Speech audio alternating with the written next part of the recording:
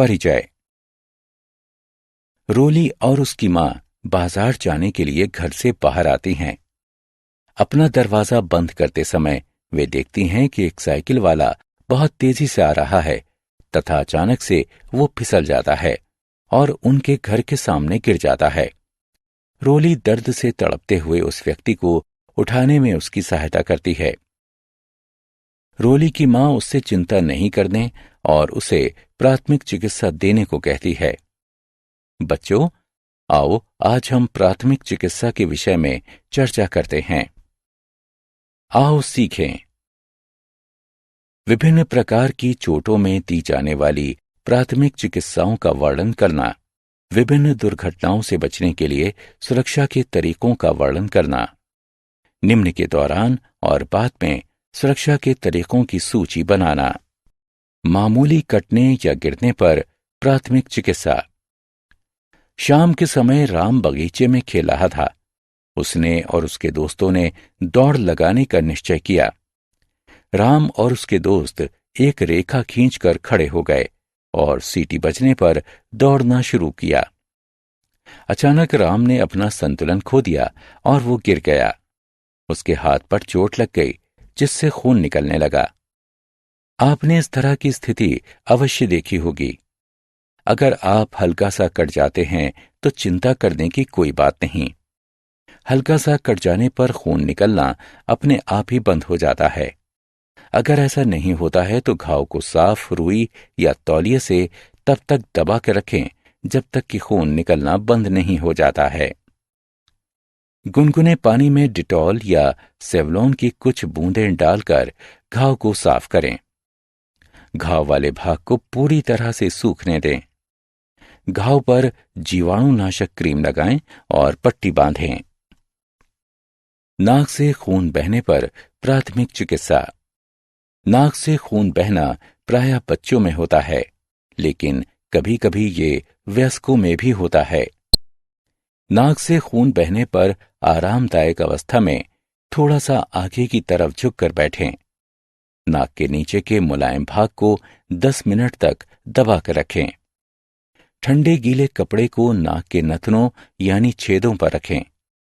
एक बार जब खून बहना बंद हो जाए तो 24 घंटे तक नाक को न रगड़ें। यदि खून बहना बंद नहीं होता है तो डॉक्टर को बुलाएं। हड्डियों की चोट के लिए प्राथमिक चिकित्सा। रोहन सुबह की सैर के लिए गया था। वो असमतल जमीन पर फिसल गया और उसके पैर में मोच आ गई। मोच, हड्डी टूटने आदि में तुरंत उपचार करना आवश्यक होता है। इस तरह की चोटों में घायल भाग को जलाना नहीं चाहिए। इस तरह की चोटों में बाद में और अधिक चोट लगने से बचाने के लिए खपच्चियों या मुड़े हुए अखबारों का प्रयोग करें। चोट वाले स्थान पर ठंडे पैकेटों या कपड़े में बंधे हुए बर्फ के टुकड़ों को लगाएं। जब तक चिकित्सीय सहायता न मिले तब तक घायल व्यक्ति को लिटाए रखें या आराम से बिठाएं। मोच लगने पर राइस एक त्वरित उपचार है। राइस में आर का तात्पर्य रेस्ट यानी आराम से है, अर्थात शरीर के चोट वाले भाग को आराम देना। आई का तात्पर्य आइस यानी बर्फ से है, अर्थात चोट वाले भाग पर बर्फ या ठंडे पानी को लगाएं। सी का तात्पर्य कंप्रेशन यानी दबाव से है, अर्थात सूजन को कम करने के लिए एक इलास्टिक वाली पट्टी बांधें। ई का तात्पर्य एलिवेशन यानी ऊंचाई से है, अर्थात घायल हुए भाग को ऊपर की ओर रखें। मामूली जलने पर दी जाने वाली प्राथमिक चिकित्सा। सीमा दूध गर्म कर रही थी। दूध का बर्तन उसके हाथों से फिसल गया और गर्म दूध छलककर उसके हाथ पर गिर गया। उसके हाथ पर जलन वाला घाव हो गया है। जलन वाले घाव 3 प्रकार के होते हैं: प्रथम श्रेणी, द्वितीय श्रेणी और तृतीय श्रेणी। जलन वाले घाव सामान्य रूप से आग, बिजली के तारों और रसायनों से होते हैं। जले हुए भाग की जलन को कम करने और त्वचा की क्षति को कम करने के लिए सभी जलन वाले घावों का उपचार किया जाता है। प्रथम श्रेणी के जलन वाले घावों में प्रभावित भाग से कपड़े को निकाल दें और उस पर ठंडा पानी डालें। तेल या मक्खन नहीं लगाएं। सूखने के बाद प्रभावित भाग पर जलन से बचाने वाला जेल या क्रीम लगाएं। अधिक जलने पर दी जाने वाली प्राथमिक चिकित्सा। जब ऊतकों को होने वाली क्षति बहुत अधिक होती है तो ये अधिक जलन वाले घावों की श्रेणी में आते हैं। अधिक जलन वाले घावों की अवस्था में द्वितीय और तृतीय श्रेणी के जलन वाले घावों के लिए तुरंत चिकित्सीय सहायता लें। प्रथम श्रेणी वाले जलने वाले घावों के लिए निर्देशों का पालन करें। अधिक जलने वाले घाव क्या करें और क्या ना करें। अधिक जलन वाले घावों की अवस्था में क्या करें और क्या ना करें। जले हुए भाग को खुला रखें।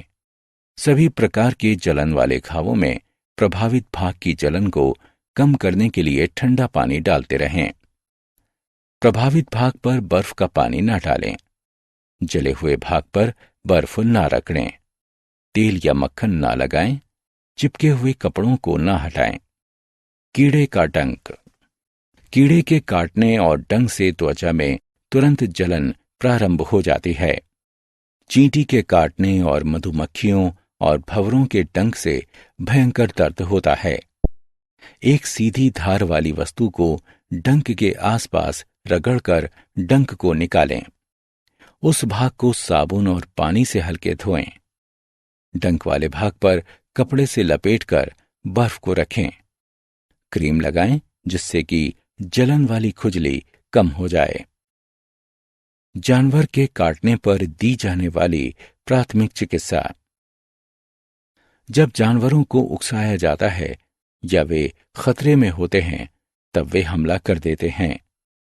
जानवरों का मामूली सा काटना और खरोंचना भी खतरनाक सिद्ध हो सकता है।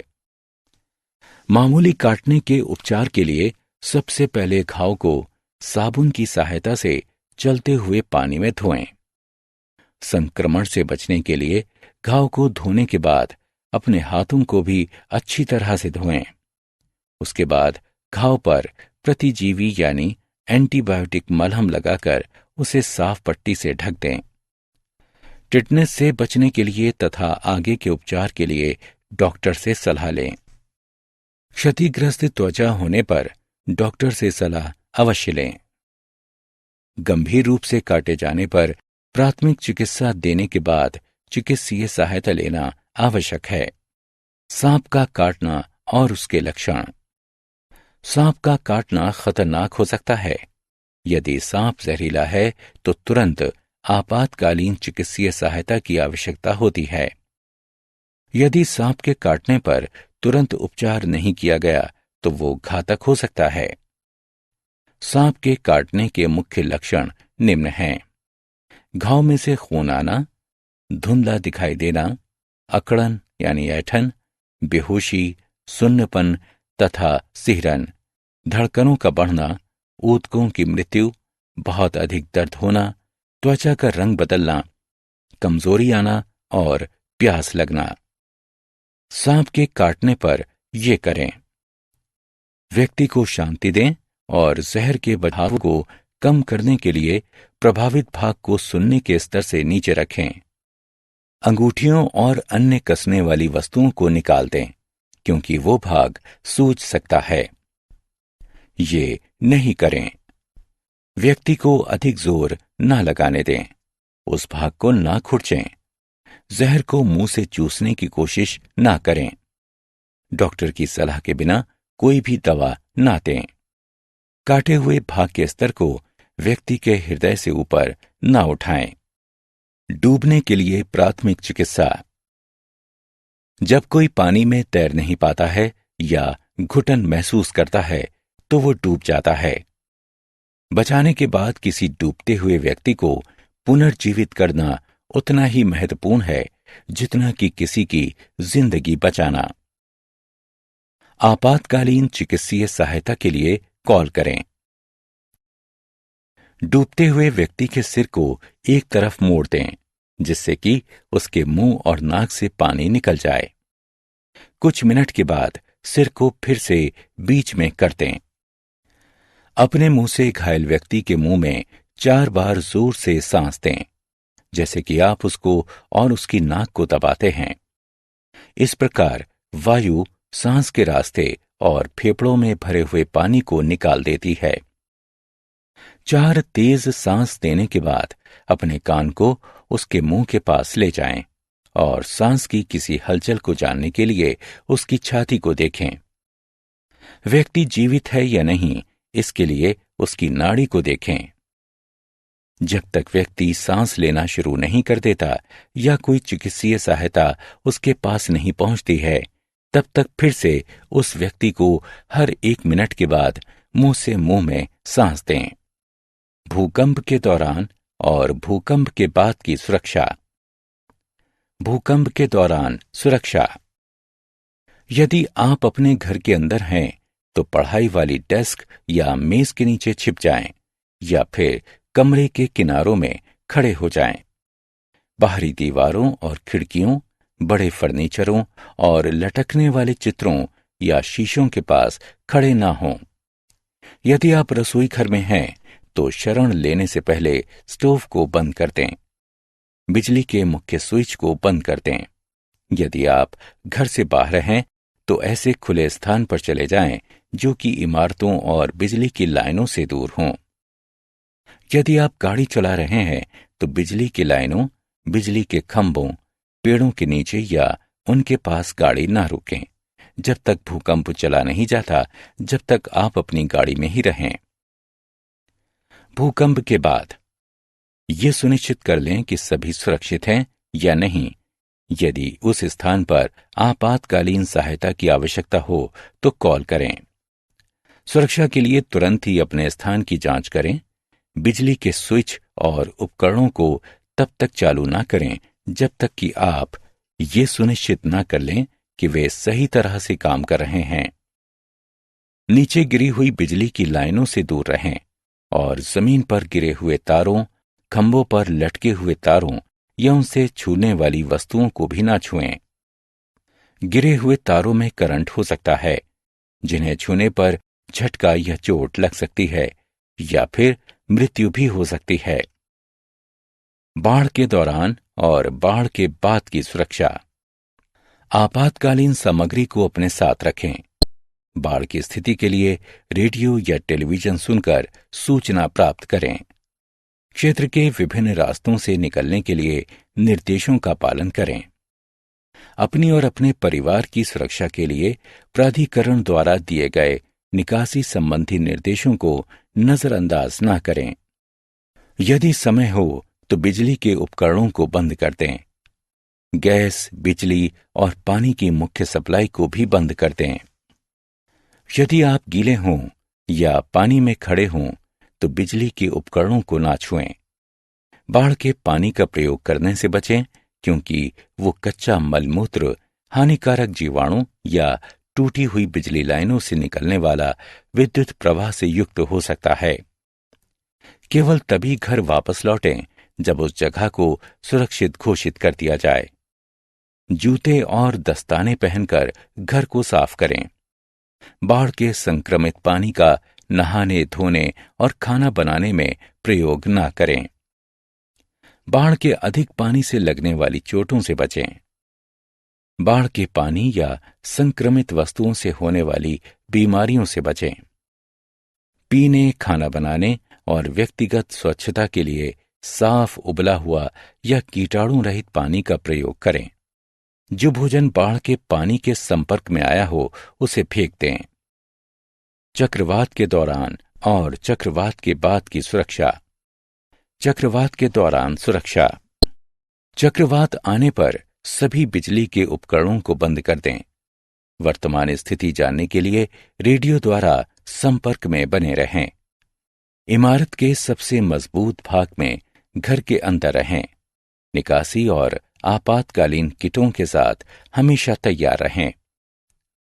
यदि इमारत में दरारें आनी शुरू हो जाएं, तो स्वयं को बचाने के लिए रजाइयों, गलीचों या कंबलों को लपेटकर मजबूत मेज या बेंच के नीचे छिप जाएं। चक्रवात के बाद सुरक्षा। जब तक बाहर जाना सुरक्षित घोषित न कर दें तब तक बाहर ना जाएं। यदि बिजली के उपकरण गीले हों तो उन्हें चालू ना करें। स्थानीय रेडियो पर दी जाने वाली आधिकारिक सूचनाओं और सलाहों को सुनें। यदि आपने प्राधिकरण द्वारा दिए गए निर्देशों के बाद घर छोड़ दिया हो तो तब तक घर वापस न लौटें जब तक आपको वापस आने की सलाह न दी जाए। बिजली की गिरी हुई लाइनों, टूटी हुई इमारतों और पेड़ों से सावधानी बरतें और बाढ़ के पानी के पास ना जाएं। हमने क्या चर्चा की? मामूली कट जाने पर घाव की सफाई करने के बाद उस पर जीवाणुरोधी क्रीम लगाएं और पट्टी बांधें। नाक से खून बहने पर आरामदायक अवस्था में थोड़ा सा आगे की तरफ झुककर बैठ जाएं और नाक के नीचे के मुलायम भाग को 10 मिनट तक दबा के रखें। राइस, आराम, बर्फ, दबाव तथा ऊपर की ओर रखना हड्डियों की चोट और मोच के लिए दिए जाने वाले तुरंत उपचार के आधारीय तत्व हैं। सभी प्रकार के जलने वाले घावों के प्रभावित भागों पर जलन कम करने के लिए ठंडा पानी डालें। तेल या मक्खन कभी ना लगाएं। द्वितीय और तृतीय श्रेणी के लिए तुरंत चिकित्सीय सहायता लें। प्रथम श्रेणी जलन के घावों के लिए निर्देशों का पालन करें। कीड़े के काटने पर एक सीधी धार वाली वस्तु को डंक के आसपास रगड़कर डंक को निकाल दें। उस स्थान को साबुन और पानी से हल्के से धोएं। जहरीले सांप के काटने पर तुरंत आपातकालीन चिकित्सीय सहायता की आवश्यकता होती है। यदि सांप के काटने पर तुरंत उपचार नहीं किया गया तो ये घातक हो सकता है। मुंह से मुंह में सांस देना डूबते हुए व्यक्ति में सांस की प्रक्रिया को पुनर्स्थापित करता है।